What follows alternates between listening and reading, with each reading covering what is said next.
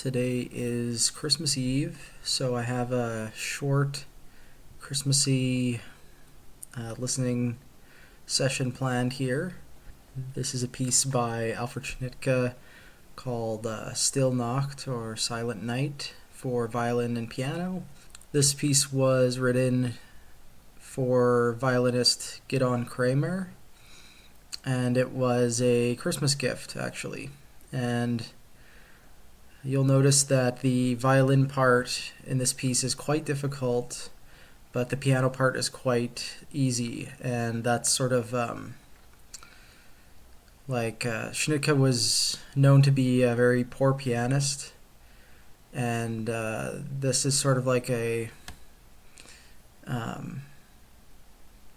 implied that the two of them could play this thing together. Just based on the difficulty of the two parts.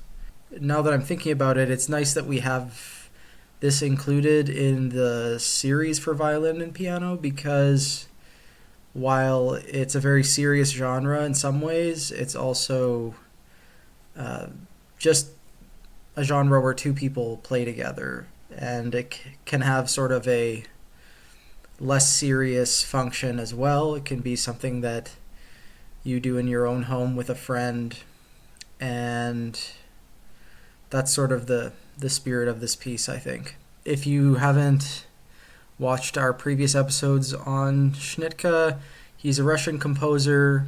He wrote this piece in 1978, so this is after Stalin died, but still under the Soviet Union. This is a German, Silent Night is a German popular song, basically, that was written in the 19th century, and its content is religious. Obviously, it's about Christmas, and religion was not an acceptable thing to practice in the Soviet Union, and Schnittke, at this point in his career, I think, started to become more spiritual. Not that this is a spiritual piece, but you can understand how there's a cultural significance to it, to the choice of him to set Germany, 19th century. It's right up Schnittke's alley. This is the type of stuff that he quotes in his pieces. Usually it's from the classical canon, but in this case it's from popular music. If you want to listen along with me, I would pause the video now, and then we will regroup in about 5 minutes. I don't think this is a very long one at all. So, all right, so that's that.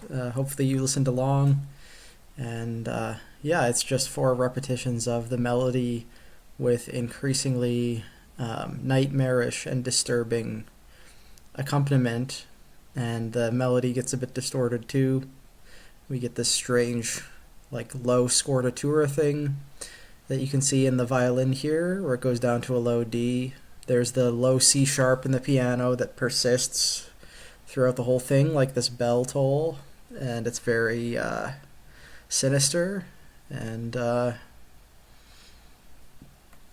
don't have much else to say. I don't have much commentary to give, because I think it's pretty straightforward. I find that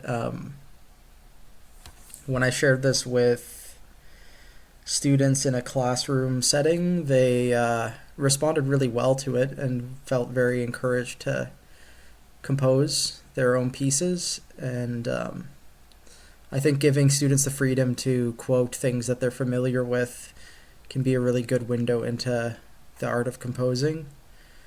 And it's a very good piece for discussion, because most students are going to have a sort of visceral reaction to it and think of it as kind of disturbing. But when you really dig into it and ask them, okay, well, why is it disturbing? Why does it sound that way? Maybe they can, pick apart the composer's strategies a little bit, and comparing, it's very easy to compare the 4 repetitions, and it's just a nice little compositional exercise. This was more of a treat for myself than anything. I didn't find it very challenging, but sometimes you have to go easy on yourself during the holidays. So I'm gonna take a bit of a break before continuing the series, and we're gonna do even more Schnittke with his one of his violin sonatas. I know I'm posting this probably closer to the end of January, but hope you had a Merry Christmas a month ago. So.